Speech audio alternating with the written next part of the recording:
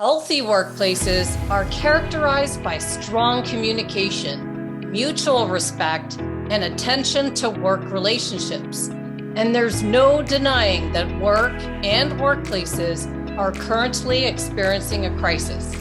Dr. Marie Gervais, whose newly released book, The Spirit of Work, is a path to the enhancement of the soul.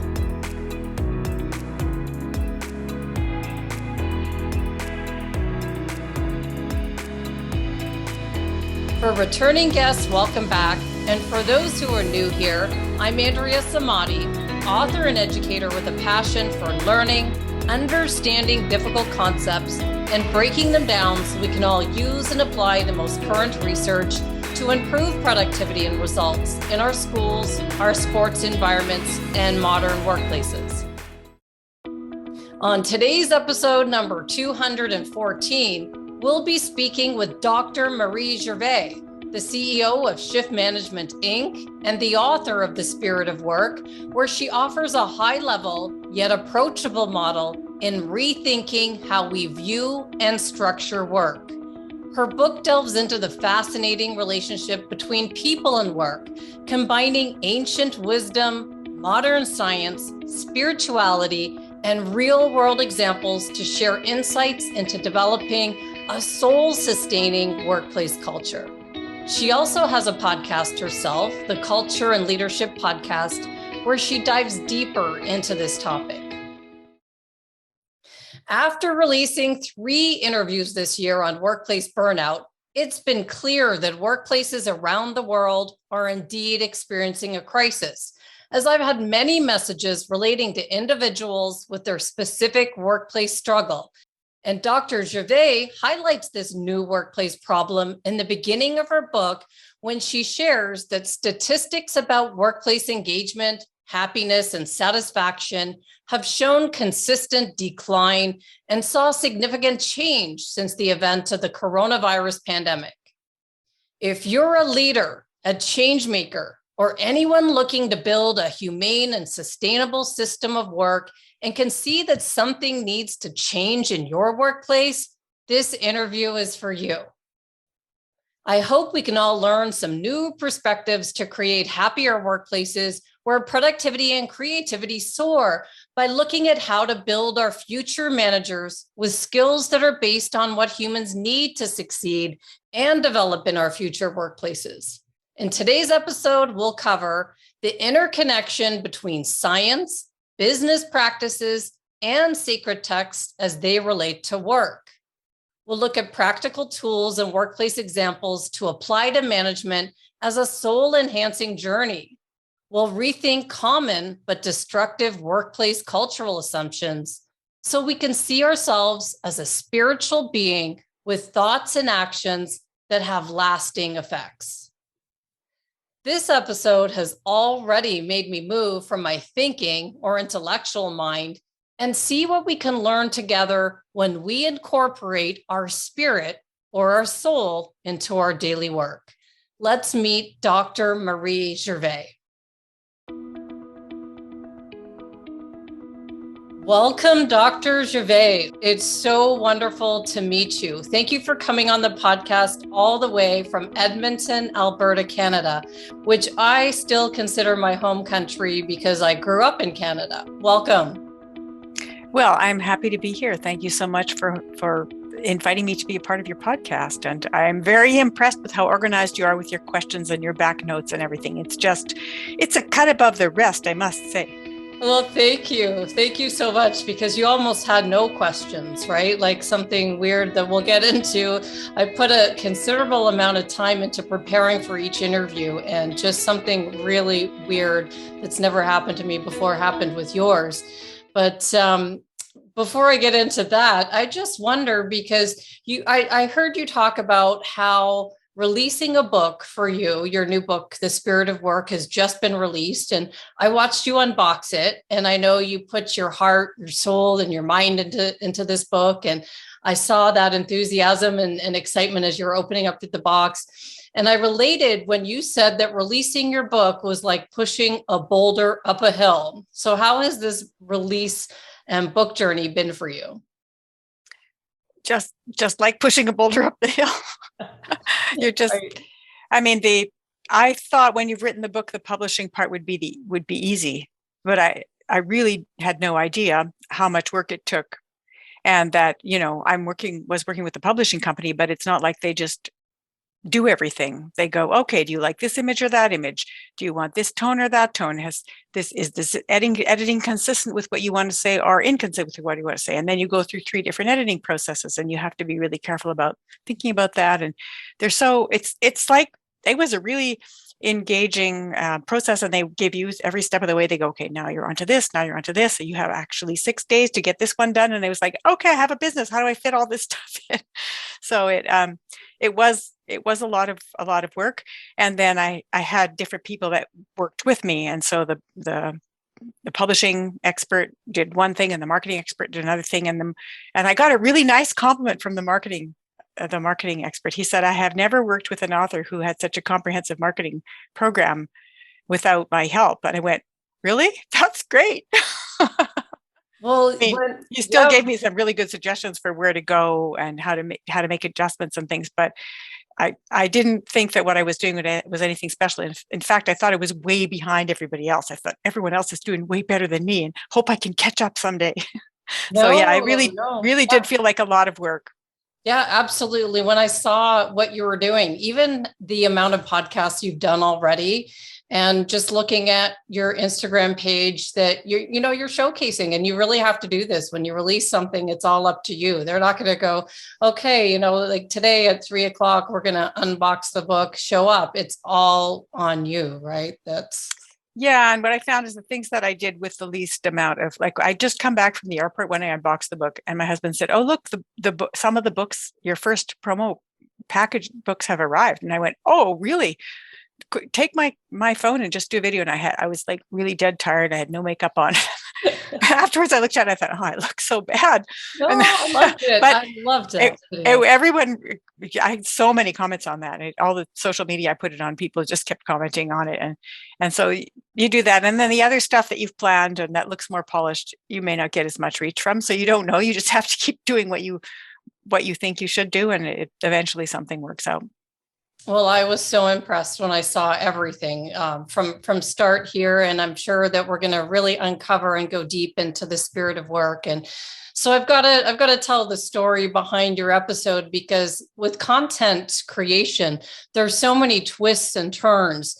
And, I really try to separate myself from other podcasts with the research that I do. I try to tie it to the most current neuroscience research, like how the brain connects to what we're doing, to really make an impact for people. And so the research that I did for you, I started a couple of weeks ago, just reading your book, trying to make connections to the real world, so that when this episode comes out, that what we talk about can really help people.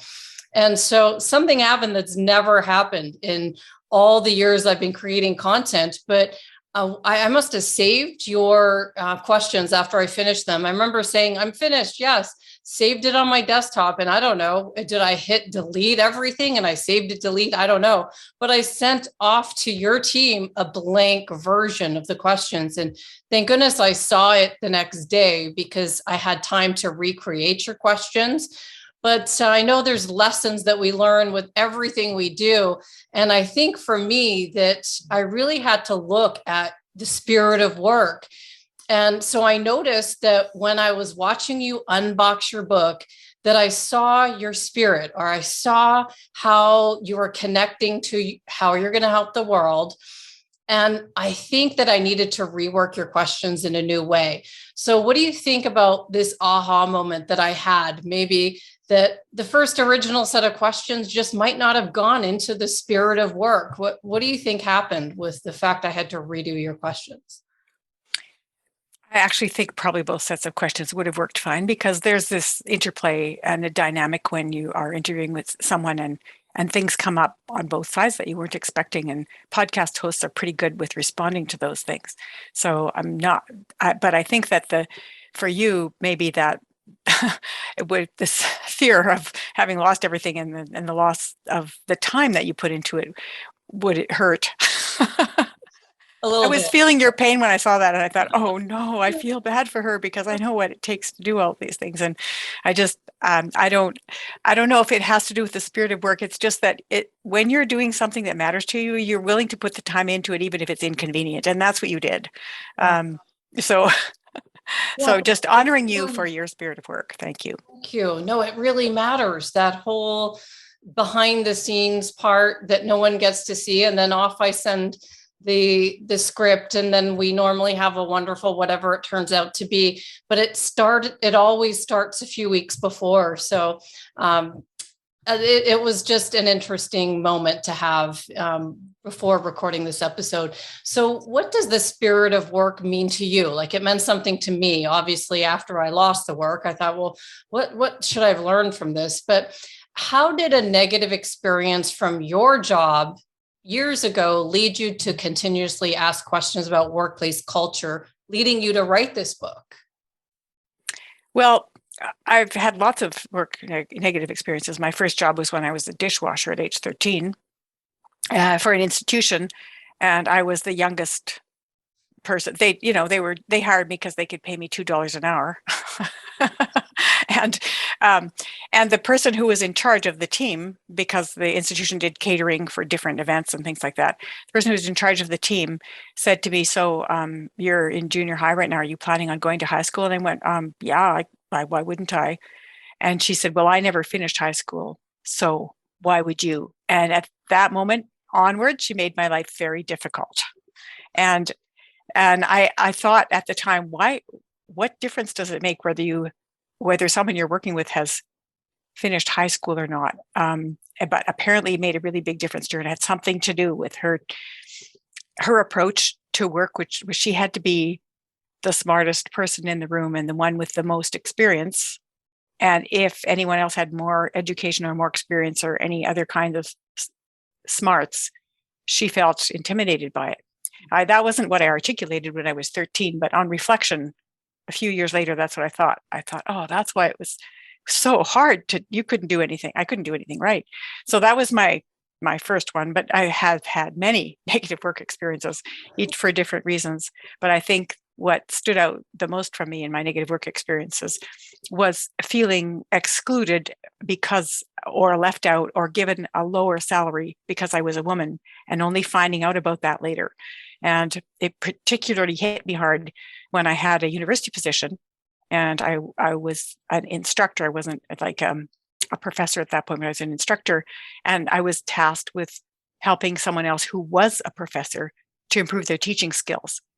And then after that, he was given my job, and I had been paid a third of what he was being paid. And 3 months later, he was fired because he didn't have the capacity, and he was very irresponsible.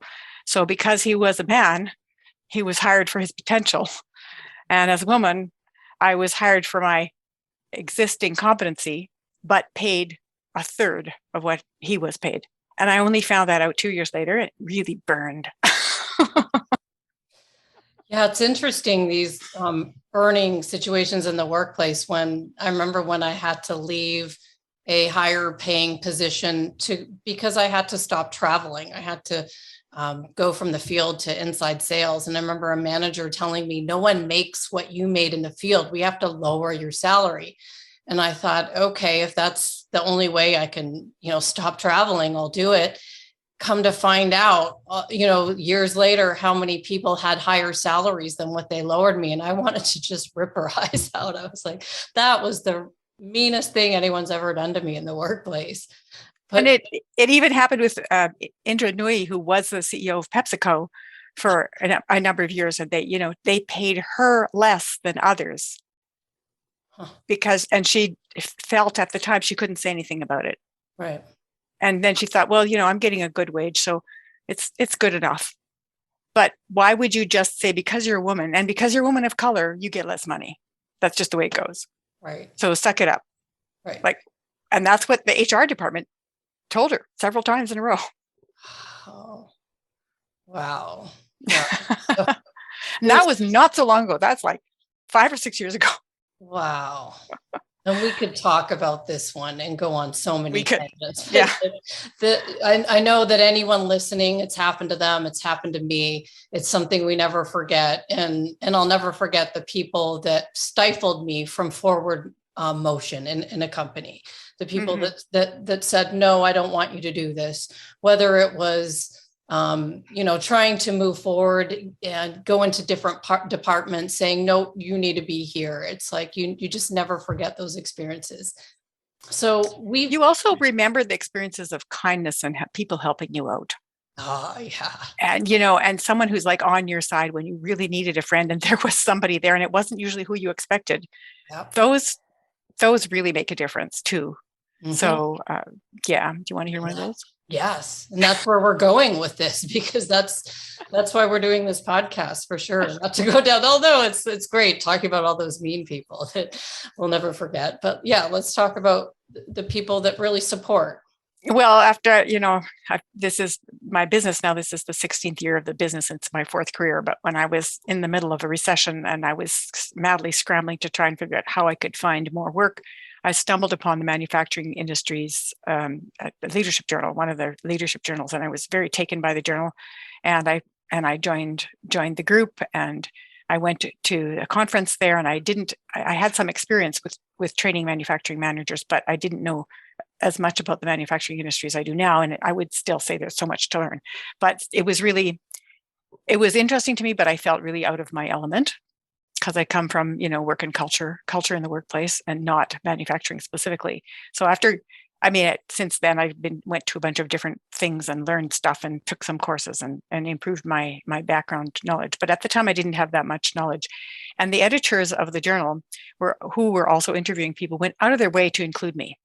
And they brought me into every possible situation, and they asked me very nicely and respectfully, I'd really like to hear what Marie has to say about this. This is a perspective that we probably don't know, and we should hear from her. And I was like, almost mortified, because I thought, what do I say in the presence of the CEO of Johnson & Johnson or, L'Oreal or one of those big companies? I was just like, I don't think I'm ready for this, right? And then if I didn't answer, he'd say, I'll come back to you in a minute. And he was just so gracious about it. And all 4 of the editors like that, all 4 of the men, all male editors, they were so supportive and helpful.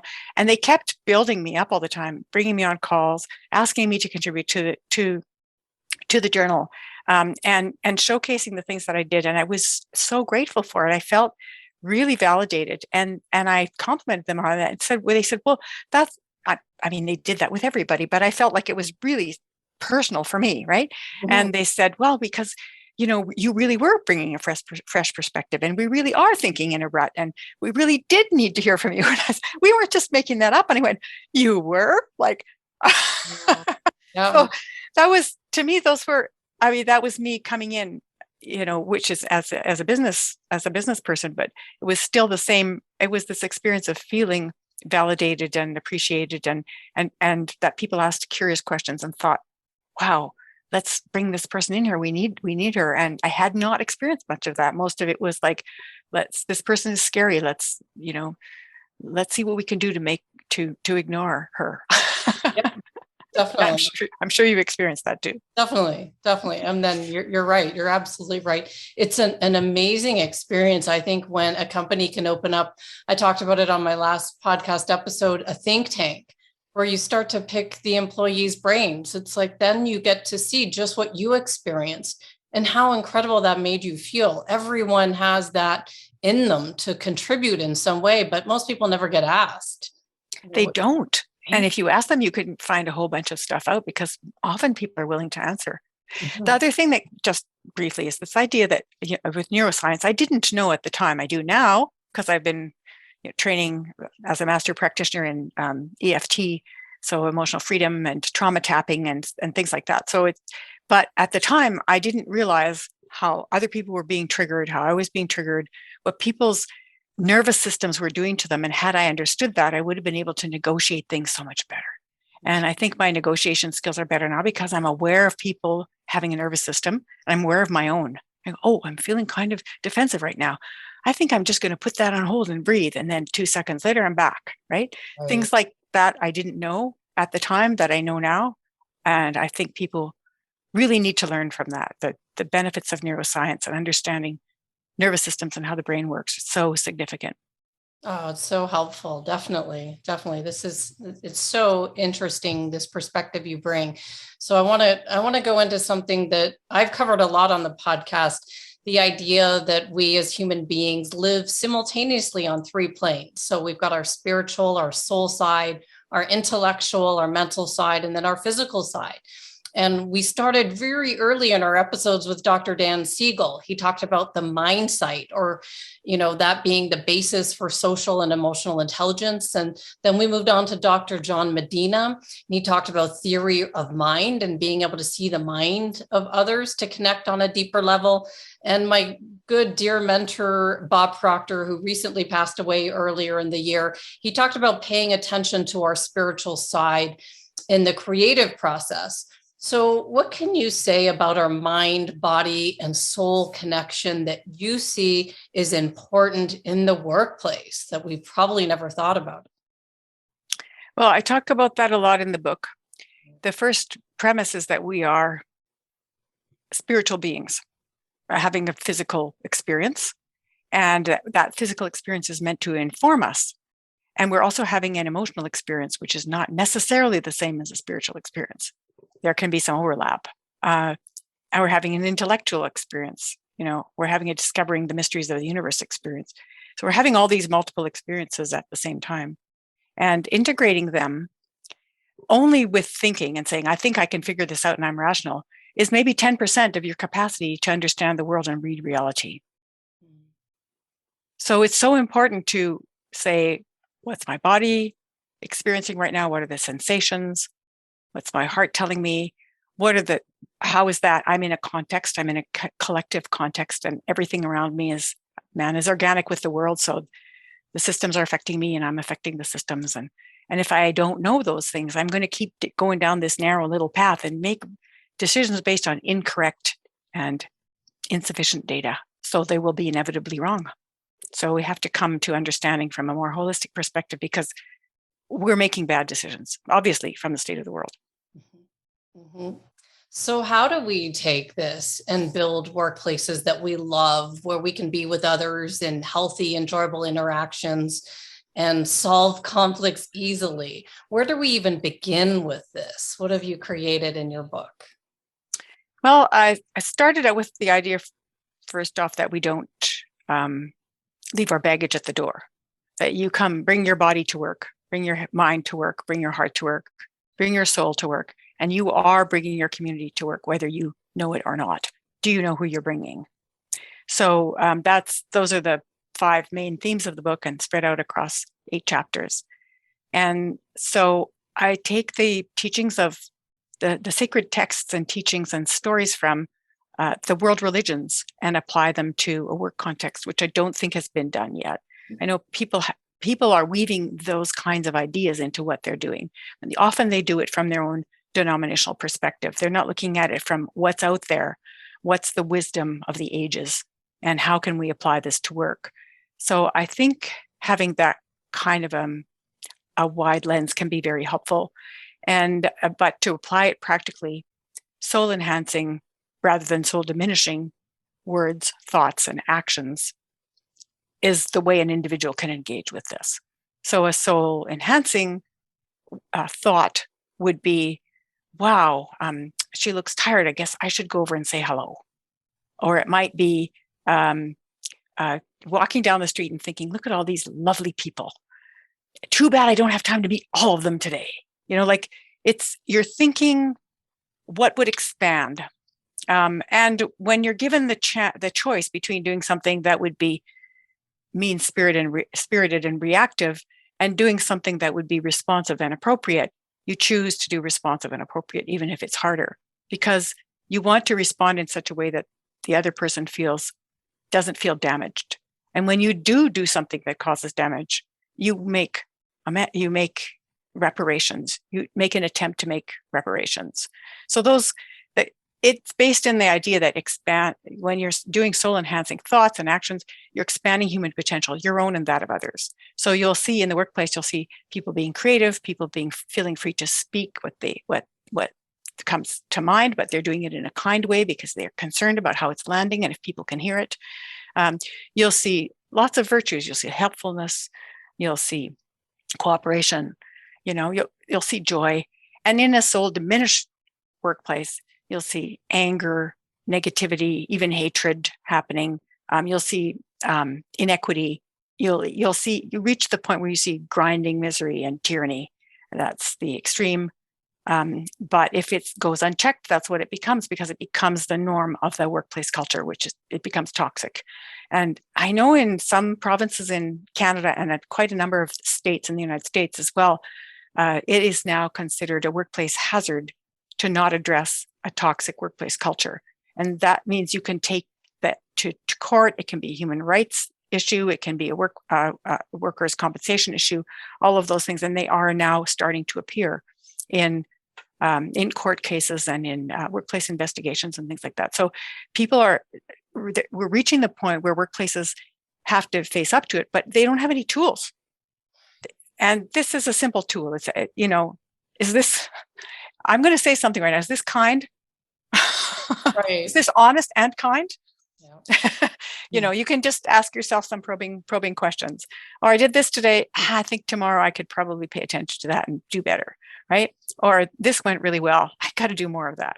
So I think that's a good way for an individual to start. I have also several models in the book that can help. I have the SWEL model, which I can talk about for one of your other questions. I have the virtues progression model. And then I have within each chapter, there's lots of interesting things for how people can see the body, or the heart or the mind in a completely different way. Like, how do you bring your mind to work if you have a handicap and you can't think that well? How do you bring your mind to work if you're doing a repetitive job? How do you bring your mind to work if you're doing a really high-minded technical job that requires really specialized skill? And how do all of those people bring their minds to work collectively so that we can all benefit from it? Those kinds of things, when you start reading the book, you go, wow, I never thought of that. I wonder if we could do this a little bit differently. So that would help organizations to improve what they're doing.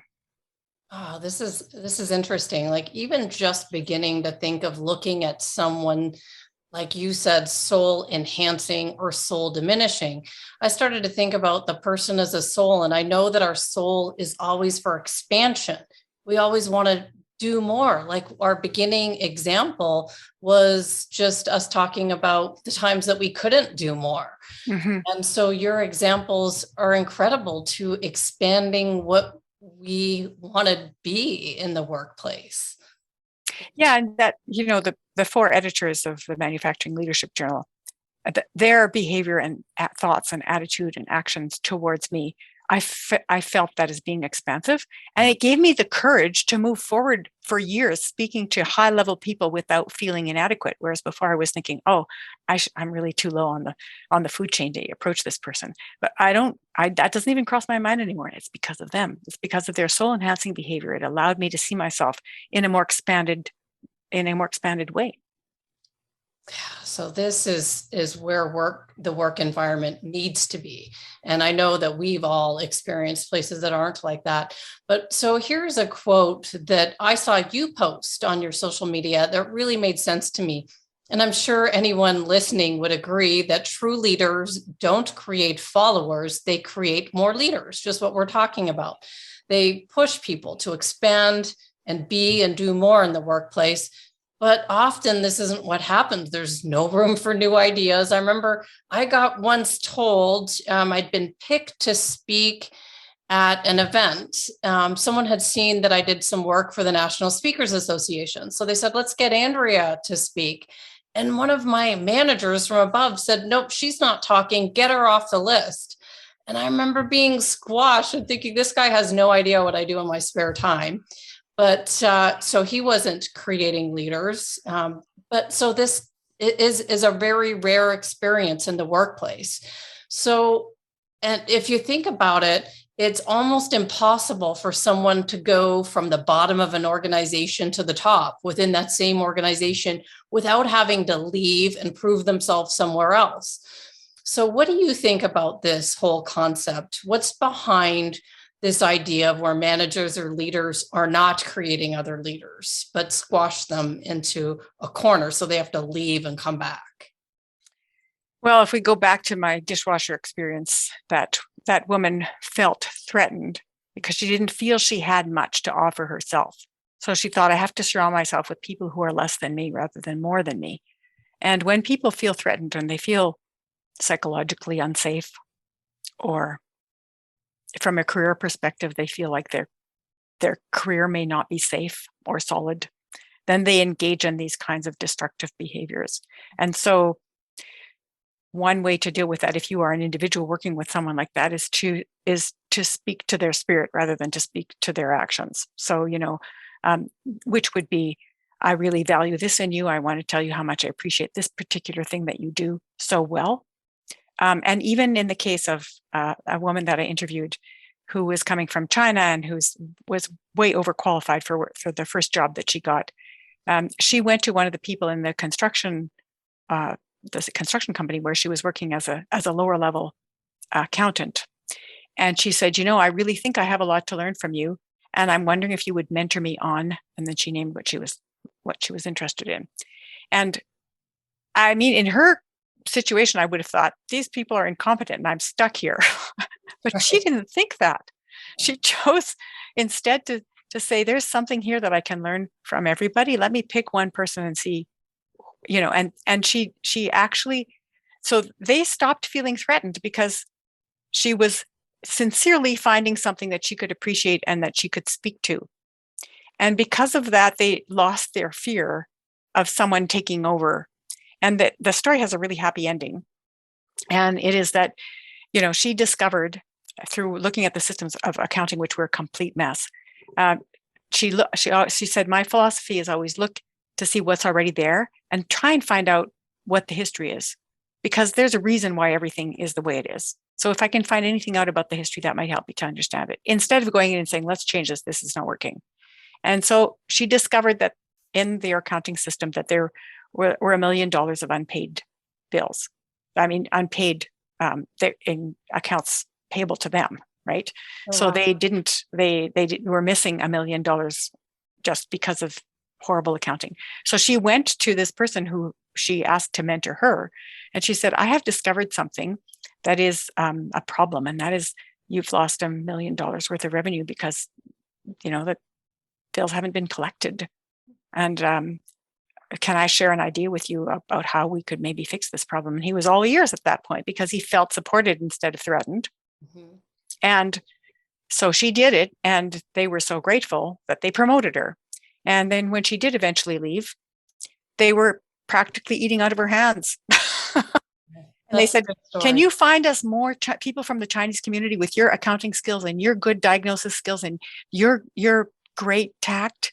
Because we want to hire someone just like you. And they hired 3 more people from her community that normally would never have been considered. That's a good story. Wow. Well, so I actually think that I didn't post, I just liked somebody else's true leaders don't create followers, they create more leaders. I think creating safety is more important than creating a leader. And that moves up or down. And when people feel safe, they're more likely to want to collaborate with you. And I don't think I did that. I don't think I made people feel safe. And I'm much better at it now. But it's a lifetime of learning, right? But mm-hmm. And then I also think that great leaders promote unity of thought. But they do that by encouraging diversity of opinion and then saying, this is the vision, how do we get there? Mm-hmm. Mm-hmm. Well, what about someone who's promoted into a position of leadership? Maybe they had a tech background and now they're in this new role, and now they're dealing with people and all their complexity, their mind, body, soul, their emotions. What keys to success would you offer for this new position to unlock the skills that will accelerate anyone in the workplace in this new position of management? Well, firstly, what they already know about learning tech things, they can also apply to learning people things. I use this in the supervisor leadership course that I use with people that are all technical trained, and they've been promoted up from operations into management. So, you're really good at doing this. So if you apply this to people, it'll look kind of like this. And then they go, oh, really? I never thought of that. And they start to make connections. I worked with a guy who was very good at analyzing problems with oil well pumps. And so he said, I just don't have the people skills because, I grew up in a foster home and I never learned any of this stuff. I just know I have a wife that I really love and she loves me. And that's all I know for people skills. And when we looked at how he analyzed, I said, well, if you have a machine problem, what do you do? And he told me, walked me through it, and it was really brilliant. And I said, okay, well, why don't we just do that with something that you think is a people problem for you? And he named what it was. And we just did the same thing. And he went, I'm better than I thought. So I think that taking what you know and applying it to a new context requires a bit of a bridge. So that would be one. But the other thing, if you want to really start thinking about being more holistic in the way you approach things, is everybody who's famous about this has a morning routine, right? It's got a morning routine. And they start with maybe 5 minutes and then they expand it oftentimes up to about an hour and a half of time, first thing in the morning, where they do certain things that help them to be grounded and centered. They read quotes, they may say prayers, they may meditate, they may do some exercises, they may do some emotional regulation things. They may choose from a virtues card deck and say, how do I apply this virtue today? But they have a spiritual practice that can be used to help them understand things better. And then finally, ask curious questions. I wonder why this happens. I wonder why so-and-so did that. I wonder if I could ask them what happened just now and see what they would say. It's instead of thinking, oh no, I'm going to be wrong, I'm going to make a mistake. It's like, I wonder if I could learn more about this. Another story, I was talking to a guy who was working in not Abu Dhabi, but one of the countries where they have a lot of expats coming in and working for a while and then leaving. And so he was speaking to one of his team managers, and that he thought, oh, what do I have? I don't know anything. He asked this guy, what should I ask you? Are you married? He said. And the guy said, yeah, I have 4 wives. And so then he said, the man that I was speaking to said, 4 wives? What's that like for you? And the guy said, oh, it is so complicated. You have no idea. And that started them off on a relationship. Right. Oh, that's funny. That's interesting. I did some work in Dubai back in the day selling real estate in the middle of the night. And it's definitely different when you're dealing with different countries and the things that you have to say and not say. So that's a funny story. Yeah. So this was the same gender. So had he been a woman speaking to a man and vice versa, that would have not gone off the same way. You would have had to have a whole bunch of protocols in place first, for sure. Definitely. Well, what about some common mistakes that you see in the workplace that leaders can avoid with your experience? Well, I think the most common mistake that I see is just jumping in with a solution before you know what the heck is going on. So people's identity as a manager is, oh, I have to solve everybody else's problems. When in fact, it's more about how can I empower the team and build capacity within the team so we can solve the problem together, and how we can, improve the skills of everybody. So if somebody's sick, we've got other people that can help. And so if you jump in too soon with a solution, also you create a dependency or codependency. And also then people don't have to take responsibility for it. They can go, oh, well, see, you told me to do this and it didn't work, so it's not my fault. So if you want to develop accountability, you need to say, oh, tell me more. What have you already done? How did that work for you? What have you done in the past that worked? What are your ideas to get past this obstacle? I see you as being resilient and resourceful. Prove me right. Things like that, right? Instead of jumping in with a solution right away. And then after you've tried that, come back and we'll talk again. Those kinds of things help to get more data and also to empower people. So I would say that's the first one. The other one is just not talking to people at all, just texting them, avoiding them, dealing with your email, and never really having a conversation. And we're social beings. We need to connect and feel connected and feel acknowledged. And you just don't feel connected and acknowledged if you're just receiving texts from people, especially during COVID, where people were hired and they'd never met anyone on their team. Yeah. And in one course, I just about cried. I had this cohort of people together, and one of the managers said, I've been hired. I've been here for 18 months. I haven't met anybody except my immediate team of 3 people who deal with shipping in the middle of the night. And my boss hasn't come to see me. Nobody has introduced themselves. If it weren't for this course, I would know nobody in this company, because during the course, we had this Zoom meeting with 5 other people. So he met 5 other people he wouldn't have met, and it was still on Zoom. If it weren't for this course, I would know nobody here. 18 months. So lonely. That's hard to self-motivate too. Yeah. People need to talk to each other. Mm-hmm. Yeah. Well, this next question I have for you is left out of all the corporate training I've ever gone through, but it was the center of the work that I did in my spare time. All the reading that I did, and it came from working with a motivational speaker. We were always looking at how our past would show up in our present day life and identify subconscious blocks that might be holding us back. How can leaders help their team members to identify these blocks? Is this something that we talk more about in the workplace? Like, let's say someone's year after year not hitting their goals. It could be like a money block, or, someone's got a health block. We've all got blocks that we've got to uncover. How are you addressing these things in the workplace these days? I don't think I can address it directly, because I work with people indirectly because I'm coming in on contract. If I were in the company, I would address it in a variety of different ways. But what I do teach people emotional regulation in my courses, which I never did before. So I say, when you're going through this course, it's going to feel like it's added on to your workload. And it might feel, you may feel defensive about that. You may feel resentful. You may be excited that it's a new opportunity, but you'll feel overwhelmed. So if you have any of those feelings, that's perfectly normal. Can I give you a couple of techniques that can help you to calm down and focus so you can prioritize? And they go, yeah, let's do it, right? Mm-hmm. So I start with teaching them breathing. So we just go breathe in and breathe out. And with your team, let's just take a breath together. And when everybody takes a breath together, collaboratively, even online, it really calms them down.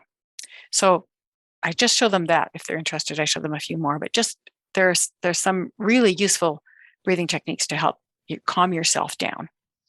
Another one is breathe in to 3, hold, breathe out to 3, wait, and then do it again. And you do that 3 times, and you slow it down each time, guaranteed to calm you down. And then I have another one that you can use to wake yourself up if you have to get to the end of your shift and you're exhausted and you need to wake up. So I teach them those breathing techniques. And then I also teach them how to tap on the acupuncture points, even though a part of me is feeling really overwhelmed right now with this course. I accept that that's where I'm at right now. In this moment, I'm feeling overwhelmed. Right now, I accept that that's how I'm feeling. That may change, but right now, I definitely feel overwhelmed. I'd say it's a 10 out of 10. That's how overwhelmed I feel. This overwhelm, 10 out of 10. And you tap on all of the points, your eyebrow, your side of your eye, and you just go through that collarbone, under the arm, top of the head. You go through that 3 or 4 times. And then you go, so where's that overwhelm right now? How overwhelmed are you feeling? And people always say, wow, it's a lot. It's changed. It's better. So they'll go something like, well, it's coming down, or it's a soft 10. It's not like a full-fledged anxious 10. And you tap for another minute, and they go, oh, that's right. That's like a 3. How does this even work? I don't even believe in this gobbledygook. And I say, you don't have to believe it. It's your nervous system responding to you. Oh. You touch the points on your nervous system, and your nervous system goes, oh, thank you. I needed that. I love that. Like drinking a glass of water when you're thirsty. Oh, thank you. I needed that. You were so lucky that you're at this place, because when I was in the corporate world, but let's go back when I worked for that corporation, I was asked to do some unique strategies, and I brought tapping into my team to help them with overwhelm and some problems. And I'm telling you, not one person thought it was like a good strategy. The eyes that were wide open. I'm sure people still make fun of me behind my back. Oh, there's the girl that does that weird strategy. Like it was 10 years ago. It was really difficult to talk about this. Oh yeah. Things have improved because mainly the pandemic has just opened people's receptivity. Sure.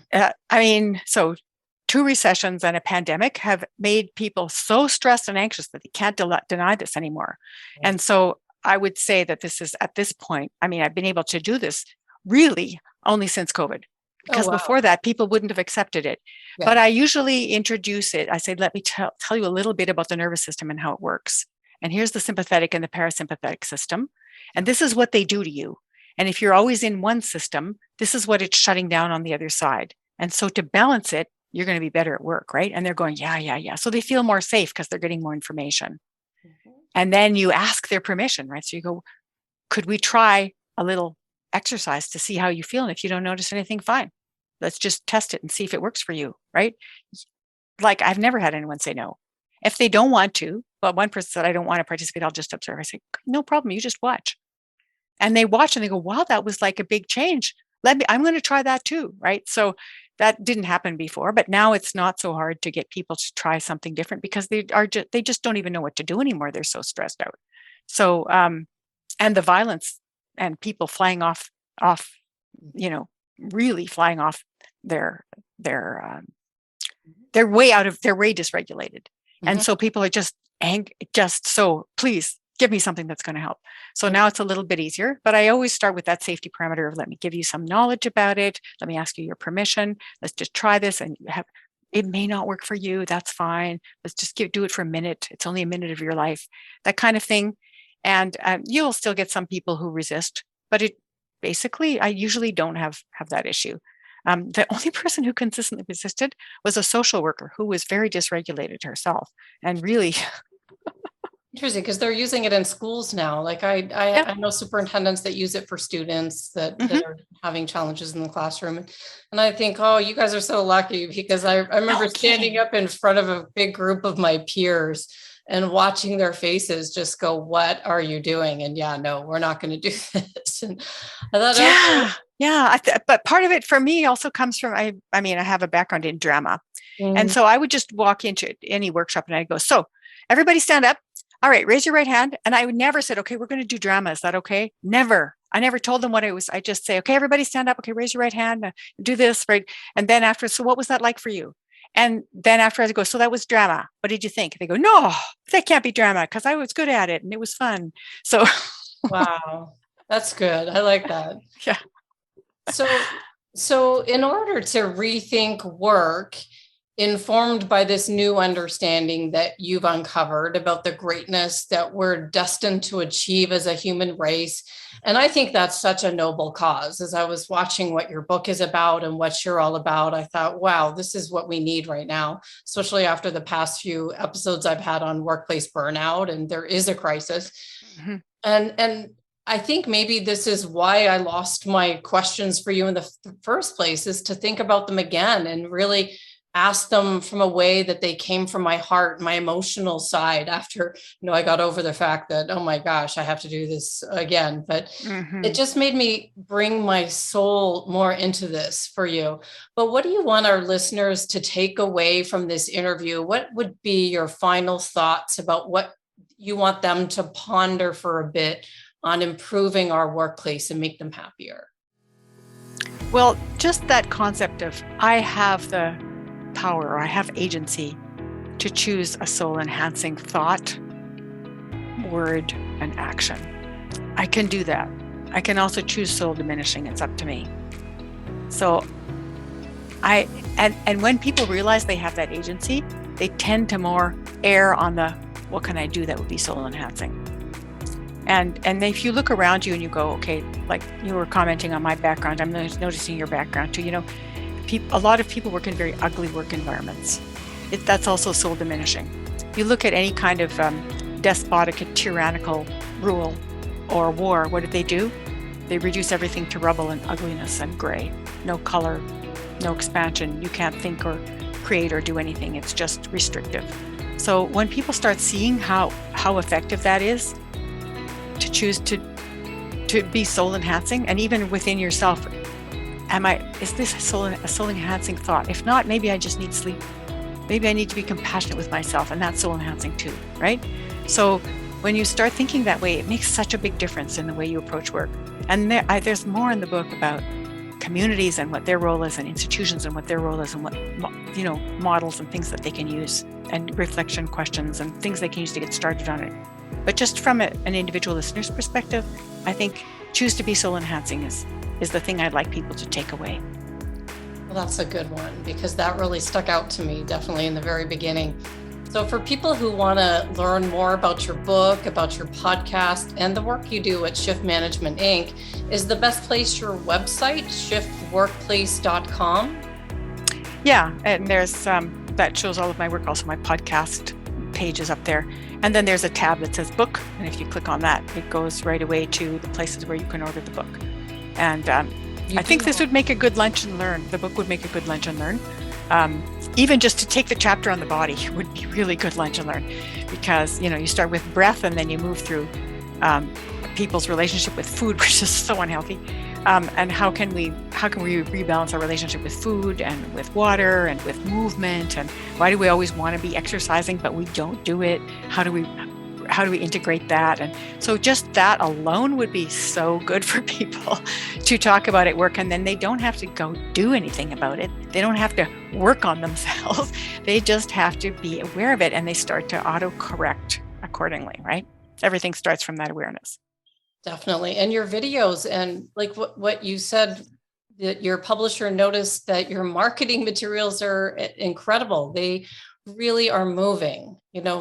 I got a lot out of your video right on your book page. It talked about how this book is soul enhancing and how it's going to make an impact. And I really felt it. And I think you've done an incredible job releasing this book. And I really do hope that people watch this interview and have a look at it and see what they can take away to make their workplaces happier. Thank you. I really appreciate those kind words. Absolutely. Well, Dr. Gervais, I want to thank you for meeting with me today and sharing your vision for a happier, more productive workplace with the world. You've given me a lot to think about and strategies to shift to soul enhancing thoughts to bring joy to my work, and ways we can shift away when we're not being soul enhancing. So I'll put all the links to your website, your social media in the show notes. And I want to thank you so much for your time and coming on the podcast. And thank you so much for this lovely, thoughtful, and well-researched interview. I really appreciate the time and effort you put into it. Thank you.